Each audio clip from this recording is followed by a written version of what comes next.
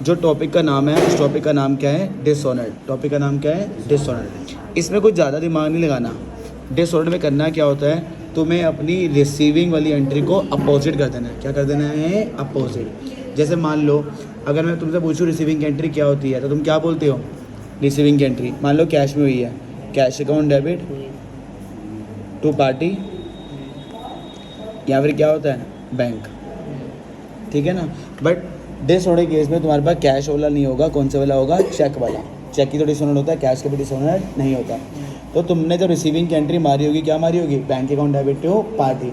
Dishonoured में क्या हो जाता है? अपोजिट। क्या हो जाता है? अपोजिट। तो डिसऑनर्ड के केस में क्या हो जाएगा?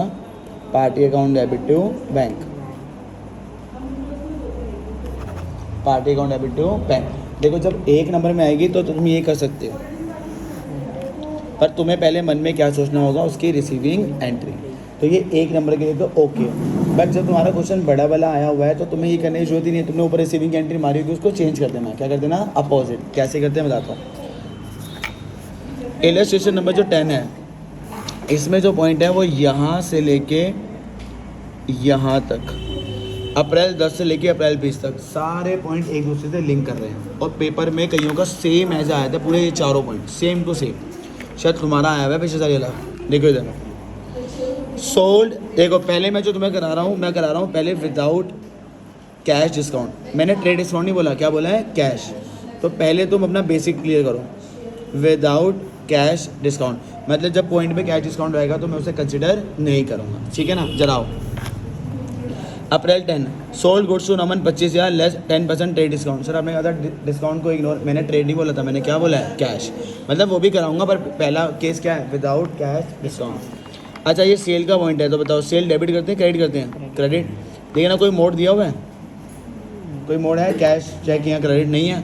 क्या चेक करते हैं? पार्टी का नाम। पार्टी का नाम दिया हुआ है तो एंट्री क्या होगी? डेट क्या है? 10।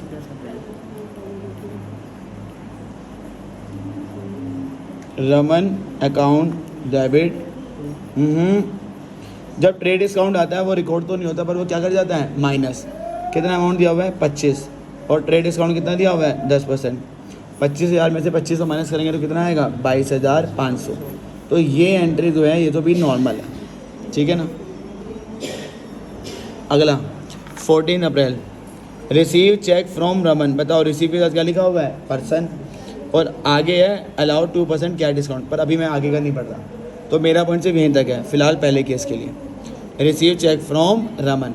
अब अगर मैं तुमसे पूछूं तो तुम क्या करते हो? देखो डेट क्या है? 14। तुम क्या करके आते हो कि सर बैंक अकाउंट डेबिट, क्योंकि चेक लिखा हुआ है ना, बैंक अकाउंट डेबिट सामने पर्सन, पर्सन का नाम क्या है? रमन। तुम यही करते। चलो मान लो मैंने भी यही करा, छोटा दिमाग हमारा भी तुम्हारा भी। अगर मैंने उससे 22,500 लेने हैं तो चेक भी कितने का होगा? 22। अभी मैं कैश डिस्काउंट को कंसीडर नहीं कर रहा हूँ, क्योंकि पहले मुझे तुम्हें डिस्काउंट का मेन बेसिक बताना है, फिर लेके आएंगे। तो देखो मैं कितने की एंट्री करता? 22,500। तुम भी यही करते, मैं भी यही कर रहा हूँ। आ जाओ आगे। 16 April cheque receive from Raman deposit into the bank. लो जी, मेरे को जो चेक 14 को मिला था वो जमा कब हुआ है? 16 को। तो भैया जनरल एंट्री का भी यही रूल है कि अभी तो तुम कहोगे सर हम जनरल में तो ध्यान ही देते थे क्योंकि किसी पॉइंट में था ही नहीं। जब किसी पॉइंट में डिपॉजिट डेट नहीं होती थी तो हम क्या एज्यूम करते थे? Same day. क्या करते थे? तो हमें कोई दिक्कत ही नहीं थी। तो अब जैसे मैंने भी करा, मुझे भी नहीं पता था, अब मुझे 16 अप्रैल को आके पता चल गया है कि भाई जो ये चेक था वो जमा किसी और डेट पे हुआ है। ठीक है। तो मेरा बस एक काम है, बैंक को कट करके बताओ अगर किसी और दिन जमा होता है तो किसका नाम आता है? Cheque in hand. तो मुझे भी नहीं पता था, तुम्हें भी नहीं पता था, तो अगर ये काट के ही कर दोगे तो कोई नंबर नहीं कटेंगे। बट जब तुम्हारी प्रैक्टिस हो जाएगी तो तुम्हें याद हो जाएगा। जैसे तुमने जब कैश बुक करा था तो शुरू में दिक्कत थी, अब तुम फटाफट चेक कर लेते हो कि चेक मिला, फटाफट नीचे चेक करा जमा कब हो रहा है, कुछ नहीं लिखा तो सेम डे पे जमा हो गया। ठीक है ना। तो जब से उधर देखो कैश बुक में क्या होता है? सेम डे पे जमा करा पार्टी का नाम, किसी और दिन जमा करा तो cheque in hand. General entry में क्या होता है? किसी और दिन जमा हुआ चेक इन हैंड, ये सेम है, बट अगर सेम डे पे जमा हुआ तो फिर यहाँ बैंक आता है। क्या आता है? यहाँ बैंक और उधर पार्टी। तो फिलहाल मैंने यहाँ पे क्या करा? Cheque in hand. अब 16 को जमा हो गया तो अब मेरा बैंक बैलेंस बढ़ेगा। अब कौन डेबिट होगा? बैंक। अब आएगा और बैंक वालों को मैं क्या दे के आगे आऊँगा? Cheque in hand. कि जो मेरे पास चेक था हाथ में वो मैंने उनको दे दिया होगा। तो बताओ कितने का चेक था मेरे हाथ में? 22,500। बताओ यहाँ तो कोई दिक्कत है? फिर 20 अप्रैल को मुझे पता चलता है कि जो चेक मुझे रमन से मिला था वो क्या हो गया है? डिसऑनर। क्या हो गया है? डिसऑनर। तो जब तुम्हारा क्वेश्चन ऑलरेडी चला आ रहा है तो देखो डिसऑनर करने के दो तरीके होते हैं। एक तो वही जो मैंने तुम्हें बताया कि ऊपर एक तो वही कि पहले एंट्री सोचो और उसे क्या कर दो? रिवर्स। तो पहले मैं तुम्हें बता देता हूँ। बोला मैंने डिसऑनर पे हाथ रखा, अब एंट्री क्या बन रहा है? Cheque receive from Raman. क्या एंट्री होती है? Bank account debit to Raman. उंगली हटाई तो एंट्री भी क्या हो जाएगी? रिवर्स। क्या हो गई? Raman account debit to bank. एक तरीका है तुम्हारे पास ये करने का, और एक तरीका क्या है? अपनी रिसीविंग वाली एंट्री ढूंढो। मेरी रिसीविंग वाली एंट्री कहाँ थी? 14 को। तो इसको रिवर्स कर दूंगा। अब सुनो इधर, रिवर्स करते टाइम चेक इन हैंड नहीं रहेगा। चेक इन हैंड क्या बन जाएगा? बैंक, क्योंकि चेक इन हैंड तो मर चुका है। तो ध्यान रखना, अगर रिसीविंग की एंट्री में बैंक है फिर तो ओके है, बट अगर रिसीविंग एंट्री में कौन है? Cheque in hand. तो जब तुम उसे रिवर्स करने जा रहे हो तो चेक इन हैंड रिवर्स नहीं होगा। कौन रिवर्स होगा? बैंक। ऐसा क्यों? क्योंकि चेक इन हैंड तो मैं वैसे भी मार चुका हूँ, वो एक बार डेबिट था, एक बार क्या हो चुका है? क्रेडिट। तो उसे अब दोबारा लाया नहीं जा सकता। तो रिवर्स के टाइम पे चेक इन हैंड क्या बन जाएगा? बैंक। तो बताओ अगर मैं इस एंट्री को रिवर्स मारूंगा तो क्या बन जाएगी? रमन अकाउंट डेबिट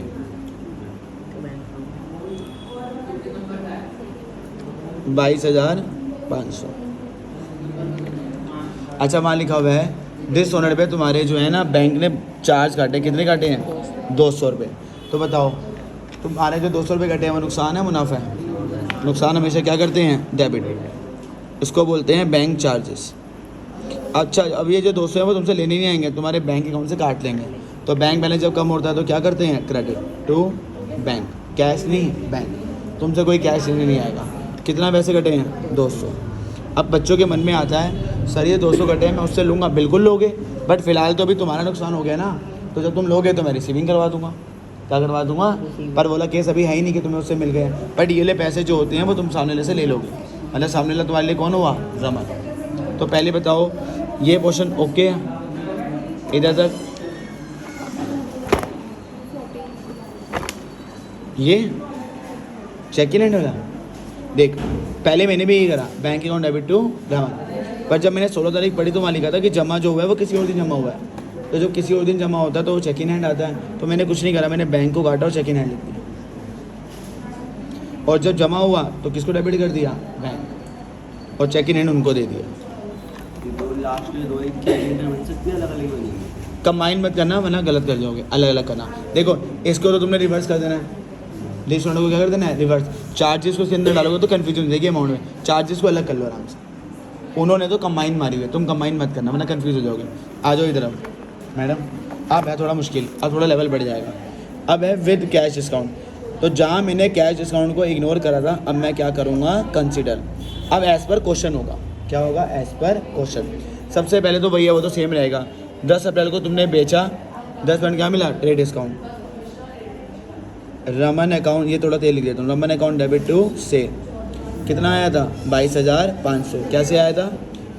25,000 माइनस में 2500, 22,500। अब आ जाओ 14 अप्रैल। ये 10 अप्रैल था। चलो 14 अप्रैल अब पढ़ते हैं जो क्वेश्चन का पूरा था। Receive cheque from Raman and allow 2% cash discount. तो पहले तो अपनी जो रिसीविंग होती है तो मैंने भी ना ये डेबिट करा बैंक। तुम भी यही करते ना बैंक, तो मैंने भी यही करा। बैंक अकाउंट डेबिट, सामने कौन आता है? पर्सन। पर्सन का नाम क्या है? रमन। अब क्वेश्चन में कैश डिस्काउंट है तो कैश डिस्काउंट तो रिकॉर्ड होता है, वो कहाँ होता है? अगर बैंक डेबिट है तो डिस्काउंट भी क्या होगा? डेबिट। अगर बैंक क्रेडिट होता तो डिस्काउंट भी क्या होता? क्रेडिट। फिलहाल मेरे क्वेश्चन में डेबिट है तो मैं भी क्या करूँगा? डेबिट। अब अमाउंट कैसे डालते हैं मैंने तुम्हें अभी बताया था सिंपल वे में। इधर देखो वहाँ पे लिखा है 2% कैश डिस्काउंट। अब सुनो इधर, देने कितने थे? 25 ने कितने देने थे? 22। मैंने तुम्हें बताया हुआ है जब ट्रेड डिस्काउंट माइनस करने के बाद जो अमाउंट होता है वो मेन अमाउंट होता है। अब 25,000 की रेलिवेंसी नहीं है, 25,000 का कोई रोल ही नहीं है, पूरे क्वेश्चन में रोल नहीं है 25,000 का। ठीक है, तो 22,500 का जब तुम 2% करोगे तो पहले डिस्काउंट निकालना होता है, वो आएगा 450। कितना आएगा? 450। देखो जब तुम्हारी लाइन में दो अमाउंट होते हैं फिर तो डिफरेंस आता है। क्या आता है? डिफरेंस। बट अगर तुम्हें निकालना पड़ जाए तो फिर तो तुम्हें निकाला तो अब कैश में कौन सा जाता है? जिस पे तुमने निकाला उसमें से डिस्काउंट को माइनस करो और उसके आगे लिख दो। तो 22,500 में अगर मैं 450 माइनस करूँगा तो आएगा 22,050। बैंक में कौन सा अमाउंट आता है जिस पे तुमने निकाला है, किस पे निकाला था 22,500, उस पर से डिस्काउंट क्या करना है माइनस, इन दोनों को प्लस करोगे तो वही आएगा जिस पे निकाला था 22,500। ठीक है, ये नॉर्मल वही है जो तुमने सीखी हुई है, इसको कि अभी डिस्काउंट आया नहीं है। आज वो 16 अप्रैल, अब मुझे 16 अप्रैल को क्या पता चला डिपॉजिट, अब मैंने कहा शिट यार मेरे तो ध्यान ही नहीं दिया। ठीक है कोई बात नहीं, क्या दिक्कत थोड़ी ना, ऊपर वाले बैंक को काट के बस क्या करना है चेक इन हैंड। अब बताओ जिस दिन जमा होता है किसको डेबिट करते हैं बैंक, और बैंक वालों को क्या देके आए थे हो चेक इन हैंड। अब बताओ मेरे पास चेक इन हैंड कितने का था 22,50 तो यहाँ पे क्या आएगा भाई, इसी के सामने वाला अमाउंट देखो और वही यहाँ पे आएगा, आ गया। और 20 अप्रैल को तुम्हें पता चलता है कि तुम्हारा चेक क्या हो गया डिसऑनर, तो अब तुम्हारा वो जो हाथ रखने वाला है वो कंसेप्ट गलत हो जाएगा। इसलिए अगर तुम फुल फ्लैश क्वेश्चन कर रहे हो तो तुम्हें अपनी रिसीविंग वाली एंट्री को क्या करना है रिवर्स। बहुत सिंपल है, बताओ रिसीविंग एंट्री कौन सी थी, ये वाली ये वाली। रमन क्रेडिट था तो रमन क्या होगा डेबिट, सेम अमाउंट उठाना, रमन के आगे कितना था 22,500 तो यहाँ पे भी कितना आया 22,500। डिस्काउंट डेबिट था, यहाँ पे डिस्काउंट क्या होगा क्रेडिट, सेम अमाउंट कितना था 450। चेक इन हैंड रिवर्स के टाइम पे क्या हो जाता बंदा था बैंक, क्या बन जाता है बैंक, कितने डेबिट था 22,50 तो यहाँ पे जो चेक इन हैंड नहीं आएगा कौन आएगा बैंक। ये डिस्काउंट की एंट्री होगी। बट अब वो चार्जेस वाली भी है, वो अब तुम्हें आती है। चार्जेस क्या होता है नुकसान, वो अलग से मानना, बुक वालों ने कंबाइन मारी हो वहाँ पे तो तुम पागल हो जाओगे।